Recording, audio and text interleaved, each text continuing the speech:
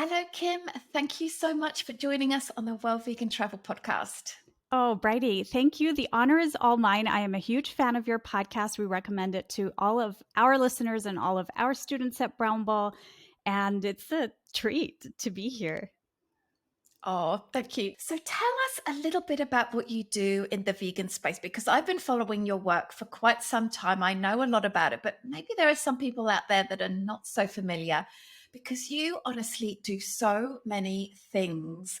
I look at what you do and I'm like telling myself, how does Kim create so much content? How does she do it? Anyway, tell us all of the things that you create and what you do to help move veganism forward. Great. Well, I get that comment a lot. Like, how do you do it? And I don't know. I just think we've been very passionate about it from the beginning, and it just one thing falls into the next, and we don't even realize it. But yeah, so Brownble is a platform, an online platform where we are basically supporting people on their journey to being vegan. And we do this in many different ways. We have a membership program where people have, I mean, at this point, it's over 450 videos with cooking classes and support videos on your journey. We guide you to nutritional resources, all of the details and important things you need to know when you're making this transition. We also have vegan courses, both free and paid. We teach you how to make delicious vegan cheese. We have a course on how to go vegan, and that includes like everything surrounding the lifestyle. And we have a podcast, a YouTube channel, social media, all of that good stuff, all to help people just get a little bit more familiar with the beauty and the fun and the joy that is vegan food and this amazing movement that is so special to our hearts. And when I say our hearts, I have to specify because my other half, my partner, my life partner, my husband, and also my business partner in this whole endeavor is my husband, Carlos. He is a medical doctor. And so I'm a cook, and together we kind of created this baby. It's our baby. And that's what we do in a nutshell.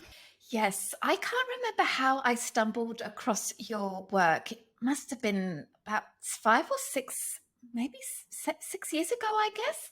And the quality of the video production that you do, and you're just so articulate, and the way you just really explain things is just so easy to understand. And you're always so kind and supportive of people, of your students, of people that are learning from you. And yeah, you put some really lovely content in the world. Thank you so much. Oh, that is just so sweet of you to say. And, we have a lot of people who are getting started on this journey, but we have a lot of students who are not quite there yet.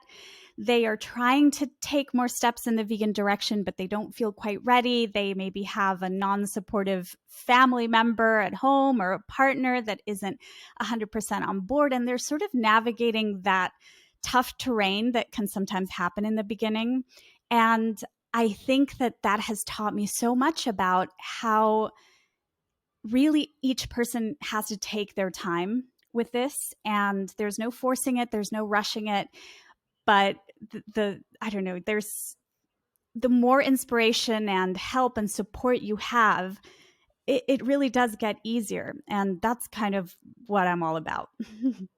I'm not surprised that people come and interact with you and your content, because you just are so attentive and supportive and sweet. And this kind of relationship between, new vegans and possibly non-vegan friends and family is what we're going to be talking about today. Yes. Because I know a lot of people who come on like our vegan travel summit, and they ask questions as well about how to travel with a non-vegan family member or a friend, because there can be a little bit of conflict there for a number of things. And you're going to be sharing with us today how people might like travel in a sort of a self-catering environment when you're with non-vegan family and friends, right?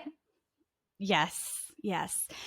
This whole way of traveling kind of happened by accident, but it has taught me so much about the dynamics that happen when you're traveling with family members that don't eat in the same way that you do, but where you're actually trying to use this opportunity, this trip, this vacation to, in a way, soften the waters that will also help you in other areas of life when you're, in normal situations in your normal day-to-day life with them. And I have to go a little bit back in time to tell you, I don't know, maybe where this started. I was born and raised in Venezuela. I don't know if you know that. And my childhood, I had a very rocky childhood, but the best parts of my childhood happened in this tiny little beach house that my mom just sort of gathered all of our savings and put it into buying this space. And it was in a very small community. There wasn't really a lot to do there, just beach. We had our little house, but it was in an area in Venezuela, very unexplored, with a lot of beautiful natural places and forests and reservoirs and rivers. And I spent the best parts of my childhood going to this little house, and we would cook and eat in this house. We would pack lunches. We would take them on day trips to the different places where we were, exploring or hiking or doing any of these things. And I just grew to love that feeling of being at home while at the same time feeling the awe that nature brings, which is similar to the awe that traveling brings. It's that feeling of really being addicted to travel. It's about that experience of awe, which is very important for us as human beings. And I think that is how I had this sort of muscle memory of this place growing up. And when we moved to Spain, which is where we live now, we went on this trip to a house we rented. And this house was just in the most incredible place. We had a mountain full of snow, prairies with wildflowers. We had waterfalls and rivers, and it was just the most beautiful place to explore. But the most special moments, and we went to this house with our family. So in our family that lives here in Madrid, we are the only vegans are my husband and I. There's one pescatarian, and there's a hardcore carnivore, and two, very flexible people that aren't vegan by any means, but they kind of like the values that are behind it and such. And so we went to this place with them. And what I started to realize as the weekend progressed is that the best moments were happening around the food and the cooking together and the sharing time inside this house and eating outside and planning the sandwiches we were going to take on hikes and things like that. And it's sort of become a family tradition. We go at least twice a year, one time in the summer and then one time during the winter. And of course, choose very specific houses for both: cozy cabins with a fireplace, or a really nice place with a pool or rivers nearby or something like that in the summer. And it has taught me just so much about sharing your life with someone who eats in a different way and how that can be structured. And that's part of what we teach our students. But a lot of that has just been really personal lessons on it. And I have to say, it's also a great opportunity to talk about veganism and why we eat this way. And a lot of conversation happens. And with time, it's just been the best thing for our family. I mean, it must be working for you because you keep on going back year after year with family. So it must be a very pleasant and nice experience. So I'm really looking forward to you sharing what your tips are and how we can make the food sort of inclusive for everybody, lessening any possible conflict that could arise. Yeah, yes, absolutely. So, first tip, very important when you choose your house. And I don't think that you need to choose the house or the place you're visiting to based on the kitchen and what equipment is there. Choose it because it's a place you want to explore. That's the most important thing. Choose a house that feels inviting, a cabin that looks cozy. Choose it because that's where you're going to be spending this time. That's the most important. But once you do, what you can do and is very important is to plan the meals that you're going to have together according to the house you've already chosen. And this is important because, especially in the countryside and in rural areas in Spain, which is where we travel in this way. And of course, you can take all of these tips and use them through anywhere in the world where you are. A couple of things have happened to us during these trips. One time we had the tiniest refrigerator. It was like less than a mini bar in a hotel. And we had come with this massive amount of food to the house, and that can be problematic. So that's something that you can easily check in the description of the house that you're renting or booking. And just it's important, especially if you're a large group of people. We are 6 adults and we eat a lot. We love to eat and cook. So that was a problem. There was another time when we saw the kitchen. It had never happened to us, so we hadn't thought to ask. There was no oven, and we had planned to make delicious pizzas, and we had like all of this pizza dough that we were taking, and it was just we eventually we were able to do it eventually on a grill, but it was messy to say the least. Other things that you can think of asking or figuring out before you plan the meals that you're going to have together.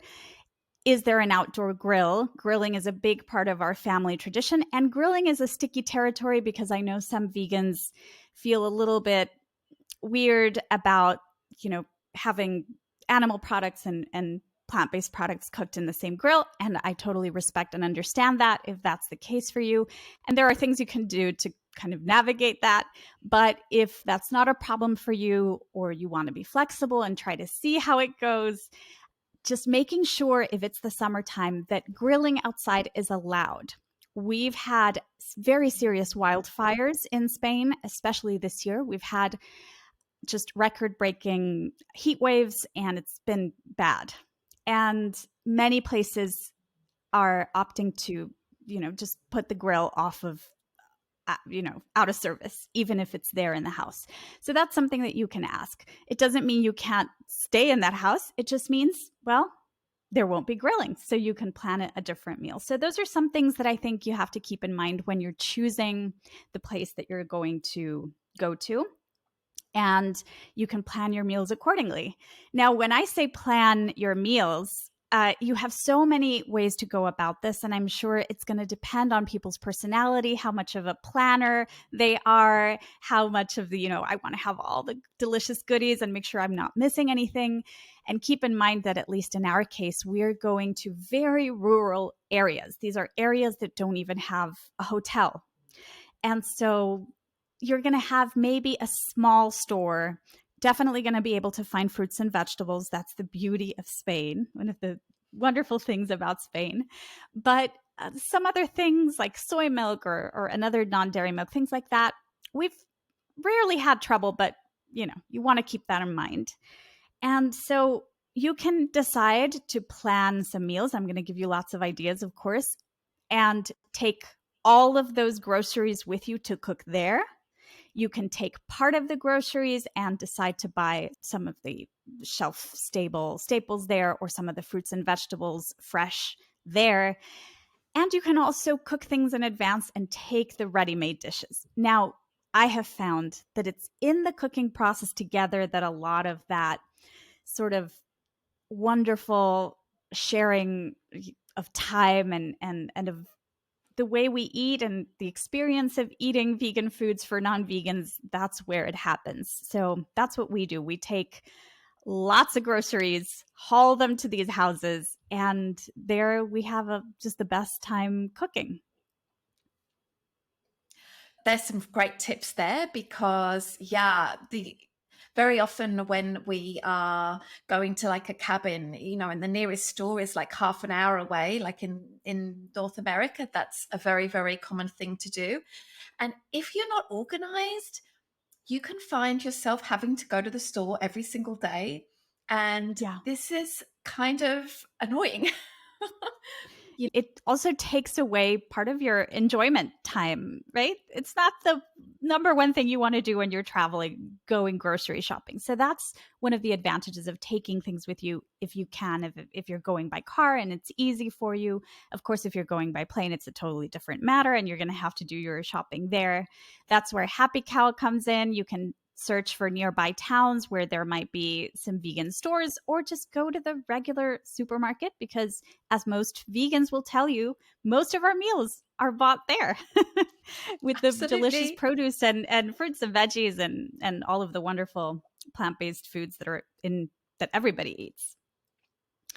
One thing that helps in terms of the shopping, what we do, we kind of divide the things that each person is going to take because we're 3 families in total. That's hugely helpful. So instead of all going together to the supermarket, which I hardly ever recommend, I hate that it. can be that can just be messy and a waste of time. But what we do is we divide that. We make a list of the meals that we're excited to have during the trip, and we divide the grocery list. And here, the vegans in the family, my husband and I, we're going to buy any vegan goodies that we are going to take, and anybody who's going to be cooking animal products, they're in charge of taking that. And that also helps just keep a little bit of a division of that, because I know that it can be, first of all, I've been vegan for almost a decade, so I wouldn't even know like what to get for them, but it wouldn't be the most comfortable thing for me. So that's how we do it. And that's a way to keep the peace that helps. Mm-hmm. Yeah, I definitely agree. And yeah, I much prefer to do the shopping ahead of time than all going to the supermarket together, because people just throw things into the supermarket trolley. There's no sort of structure. And very often you can end up from your time in the cabin with all of this leftover food. And, it's maybe not such a Yes. big deal if you're coming back home, you got there by car. But if you're flying to a different place, then, you can end up wasting a lot of food. Like we were in Tuscany with friends just recently, and, it wasn't too bad, but we weren't very structured in our meals. I would say semi-structure, and maybe that was what led us to the fact that we didn't have a lot of food left over. And the caretaker of the accommodation of the Tuscan villa there, she was quite happy to take the leftover bits and pieces. But yeah, if you can just sort of plan meals ahead of time, I think it just saves a ton of hassle and, sort of negotiating on the fly, which is not so fun. I 100% agree with you. And we've found something interesting has happened. We've been doing this type of traveling with our family for a few years now. And every time we go, our family members who aren't vegan start getting familiar with a new dish that we decided to make. And they start seeing, I've realized that the more trips we make, the less animal products they're taking, because they try our version, which, as you'll hear now when I give some examples of dishes and meals and things like that, are absolutely delicious and things that non-vegans eat. That's the thing that is so important to remember, that people who are not vegan can eat everything, right?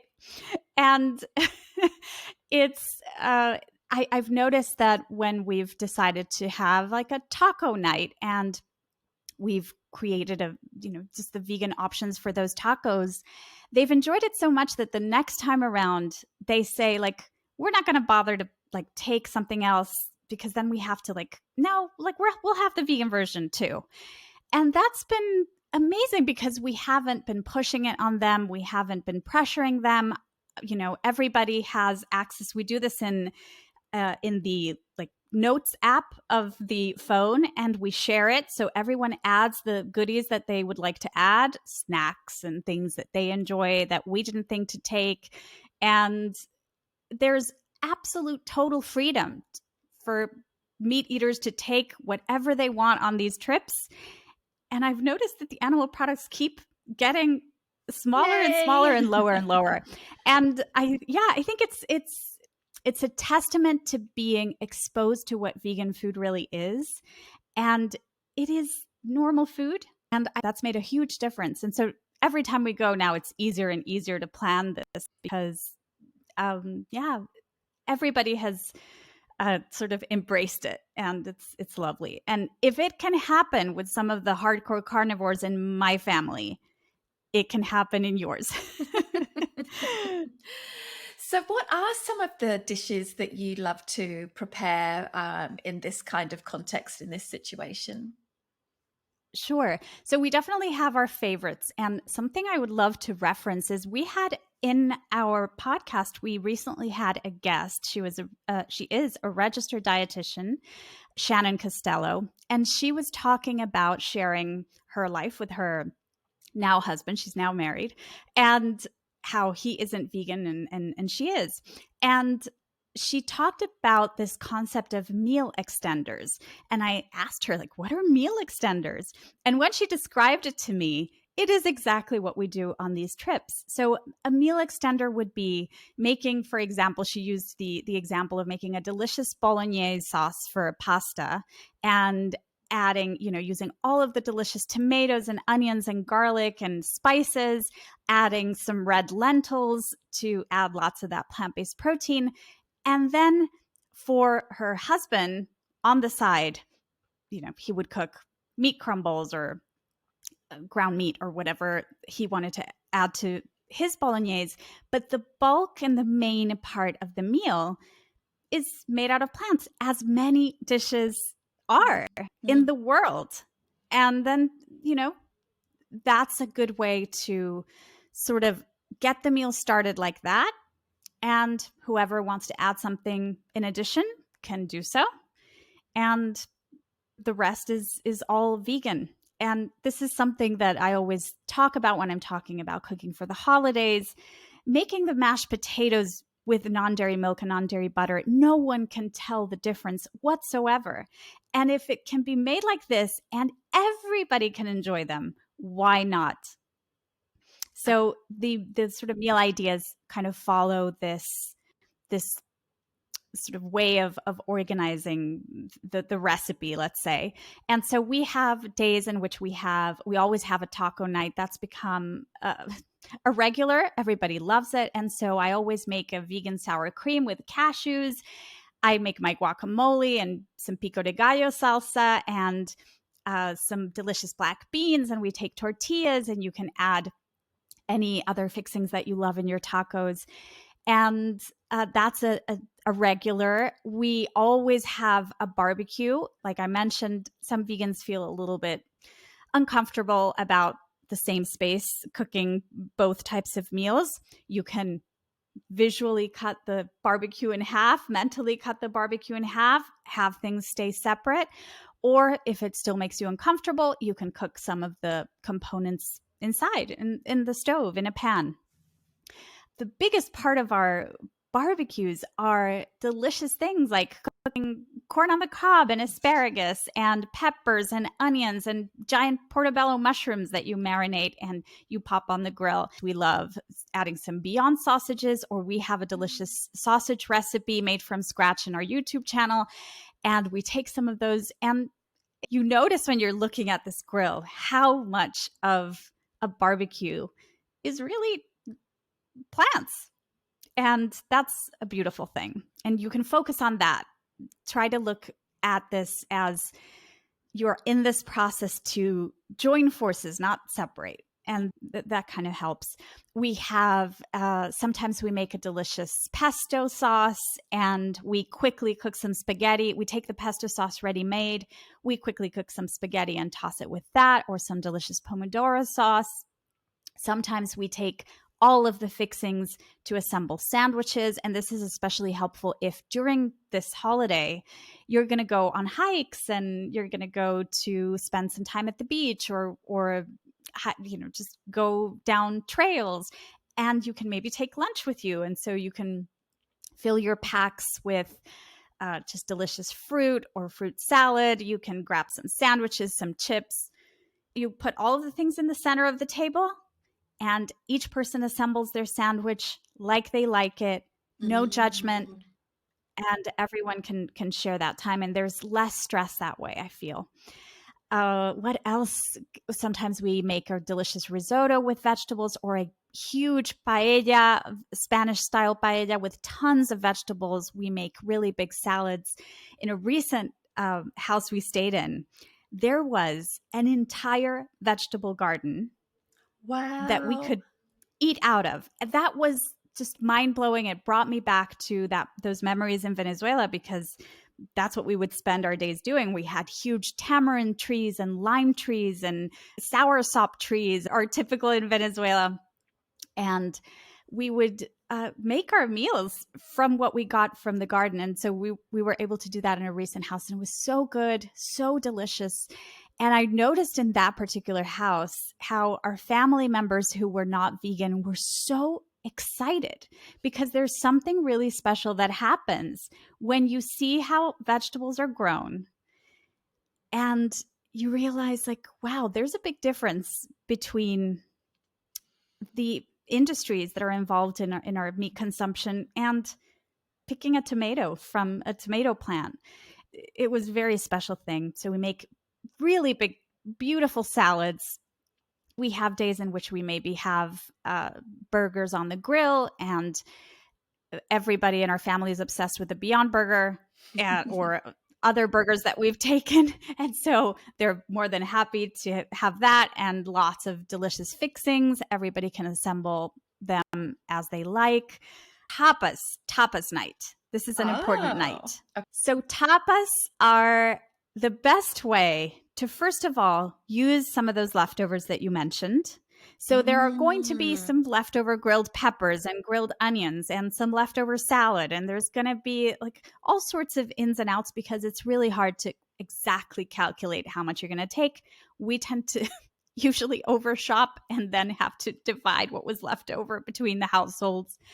Tapas nights means that anything goes. You can have lots of these delicious small appetizers and plates. You have lots of different dishes in the center of the table, like Spanish tapas or Greek meze, and everybody grabs. You have some delicious olives. You can take some plant-based cheese, and people who don't eat vegan can also take whatever components they want.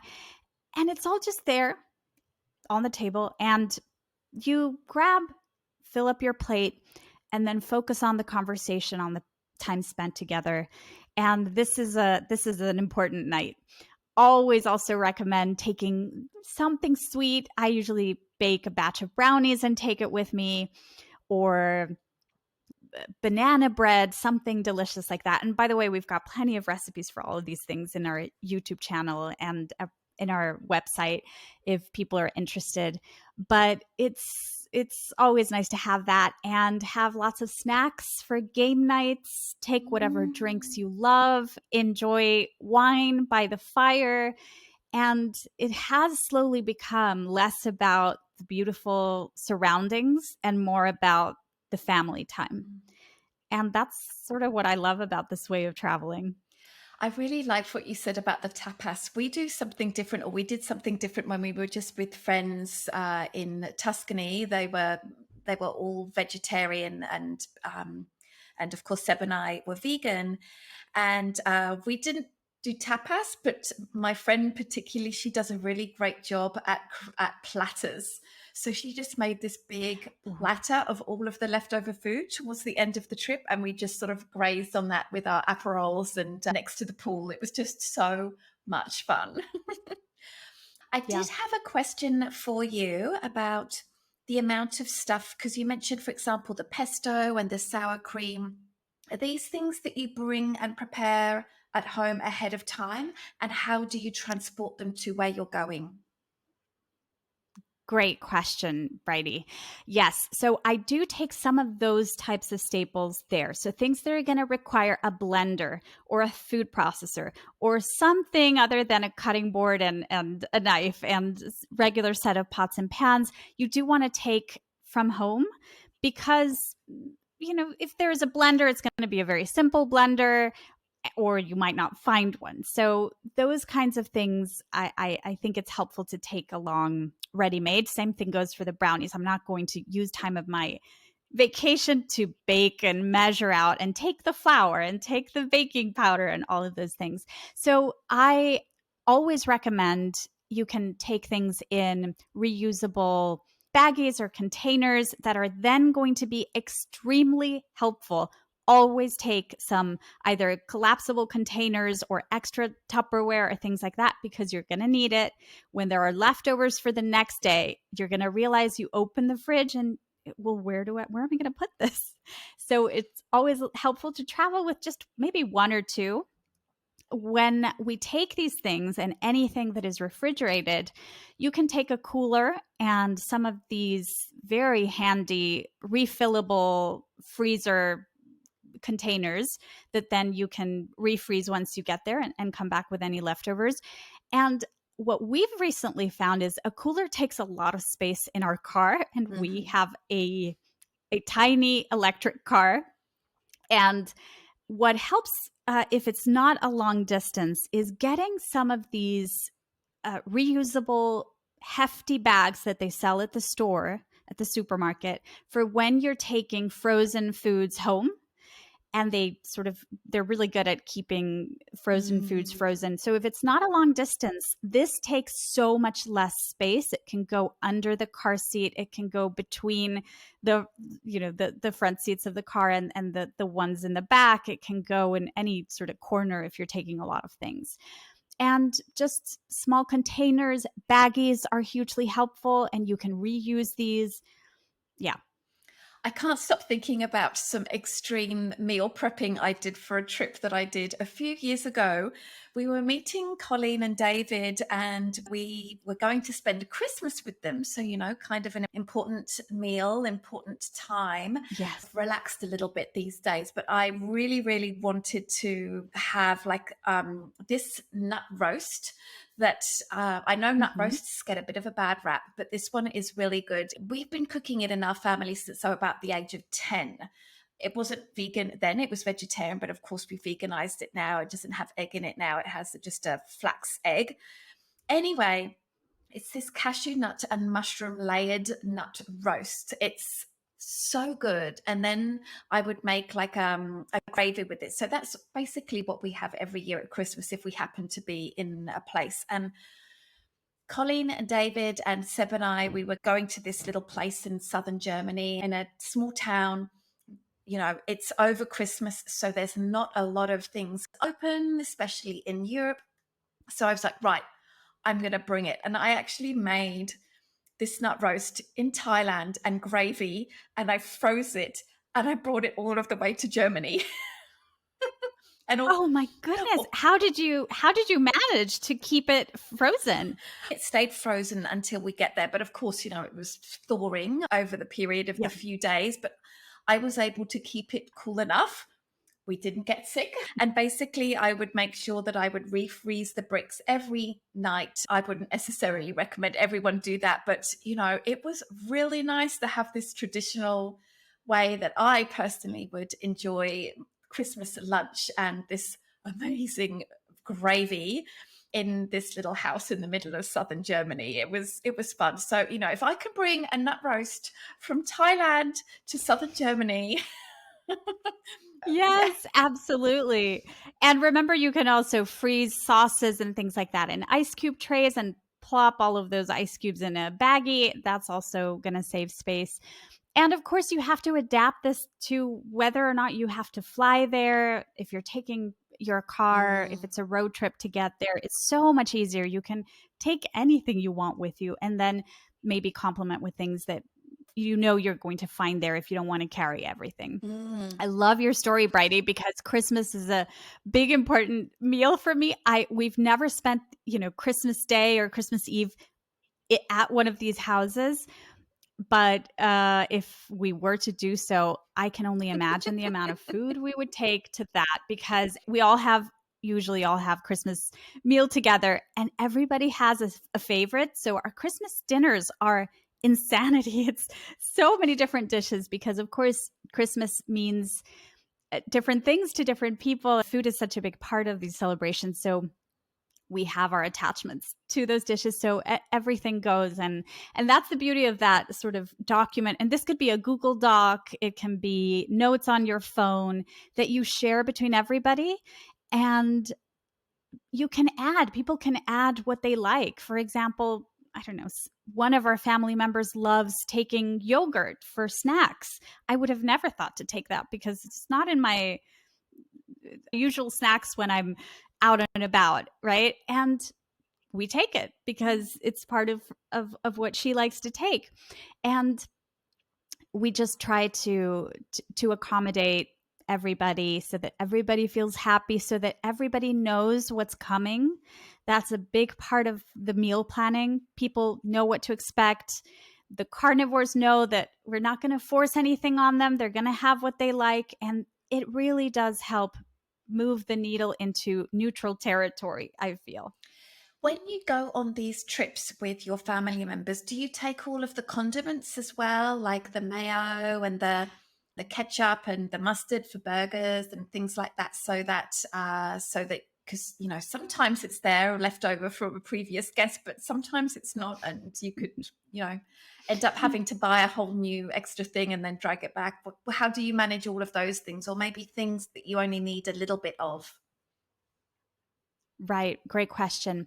So, most of the houses we've gone to, and even the smallest cabins, have basics like just basic spices, salt, pepper, oils, vinegars, at least one kind of each. And here in Spain, we're all about the olive oil. You're always going to find olive oil in these houses you go to. We've also gone to houses that have everything. I mean, everything from containers you can use to all the different types of serving platters and baskets and goblets and glasses for champagne and wine, and then some that are just very basic simple things. So those staples we usually don't take, although there was a period during the pandemic when the local government would forbid leaving open containers of salt, pepper, oils, and vinegars in these houses. And so they would tell you in advance and you could bring your own. So, what we have done for all of the other things is we go kind of often. So, we're not going to buy a huge bottle of ketchup to take each and every time. And so, we've divided some of the usual suspects between the households, and it just says like cabin in marker. And we know that that's the one we take. Or we opt for smaller bottles of things, smaller containers of things. And that's sort of how we do it. But things like vegan mayo, of course, you have to take because that's not going to be there. But we usually also take mustard and ketchup and anything like that we enjoy. Jam for breakfast. Uh, we love making banana and oat pancakes while we're there. And so that's something that's easy to take. Once you plan out the meals, you're going to see what things you're probably going to need to take or find there, and you can plan accordingly. And do you have any tips for specific drinks, or is this something that you don't necessarily have to plan so much for? There's one thing that is kind of important, and it's water. So we cannot always assume that the water in the place you're going to is the tap water is drinkable. There's usually not a big problem in Spain when it comes to tap water unless you're near the coast. And also, we had a case of a house. It was a small cottage in the middle of nowhere in the mountain where the water came from a well. And when I asked the owner if we could drink the tap water, he said, well, locals can drink it, but if you're not local, you might not be able to handle it. And so that was an important thing to ask. So always ask and take water with you. Sadly, it's something that's bulky and big, but sometimes you have to do it. Most of the time, you'll be able to drink the tap water safely. Or if you have a small water that sort of has a filter, that can also be an option. And when it comes to other drinks, well, we are big beer fans. So those kinds of things we usually buy at the place we're going to just to lessen the load. We love having tinto de veranos, which are it's this very refreshing traditional drink in Spain, which is made with red wine and usually some kind of lemon soda or seltzer. And you can some people add a slice of lemon or orange. It's absolutely delicious served over ice. We drink a ton of that. We usually take wine for the evenings. If it's the winter time, we always take some hot cocoa to make there. We take coffee. There's usually coffee and coffee makers in all of these places, but you can ask you'll usually see it in the description of these homes as well. All right. Kim, you have shared some amazing tips with people who are looking to get off the beaten track a little bit and self-cater with non-vegans. And we were talking before we press record, you're actually just about to go off on a very well-deserved summer vacation exactly to like one of these places that you've been telling us about. Where are you going? Oh, I'm so excited. In 2 days, we are heading off to a very small town in Castilla-La Mancha in Spain. It's a town called Alarilla, and we're actually staying in an old mill where they used to mill wheat and just different types of grain. And it is so special because it has the actual mechanism inside the house. And they've decorated the house and sort of remodeled it with all of the comforts, but with this beautiful piece of history at the central part of it. We're taking the dogs. We're going to explore the area. It's very hot at the moment, so we might spend a lot of time in the pool. And then further along in August, towards the end of August, we're also traveling to the mountain. We're going to the Sierra de Gredos, which is a mountain range in Spain that if any listeners ever come to Spain, it is one of the most beautiful and breathtaking places because you have hiking trails that take you to spots that are 100% natural and there's no human intervention whatsoever. And you're going to find lakes on top of mountains with snowy mountain ranges on one side and forests on the other side. And you're going to see these incredible places. And that's a beautiful mountain range for people traveling to Spain. We very often go to that area. There's something beautiful about the rural areas of Spain, and I think this applies to any country in the world. There's something about that awe that nature provides, seeing wildlife. In a recent trip, we took all of the hiking trail towards the place we were going to swim in a river. All of the way there were wild blackberries lining the road. And we were just picking them and eating while we were talking, while the dogs were walking, because we, of course, take our dogs everywhere with us. And it's those kinds of memories, they stay with you for a lifetime. That sounds really, really lovely. Yeah, I've had a few episodes on Spain with some lovely, lovely people over the couple of years that I've been doing this podcast. And every time I speak to people, they're always sharing these really beautiful areas of Spain, because I think a lot of international visitors don't visit these areas of Spain. You know, it's Barcelona, Madrid, the south of Spain, like around Malaga. But really, there's so much more to Spain. It sounds absolutely lovely. Kim, thank you so much for joining me on the Well Vegan Travel Podcast. I'm so grateful. Have a very well-deserved holiday. But before you go, let us know how people can connect with you and keep up to date with all of the things that you're doing. Oh, Bridie, thank you so much for having me. This was such a treat. It's such an honor to be on the podcast. And people can find us through our website, brownble.com. We are also at Brownble on Instagram, on TikTok, on Pinterest. And we have a YouTube channel where we have so much content. In our website, we have free courses, paid courses, our membership program. And of course, we have our own podcast, the Brownble Podcast, with lots of extra support there as well. Fantastic. And of course, I'll be linking to all of those things in the show notes. You can just go to the show notes and just join and subscribe to absolutely everything that Brownble is doing. Thank you so much for joining me, Kim. Thank you, Bridie.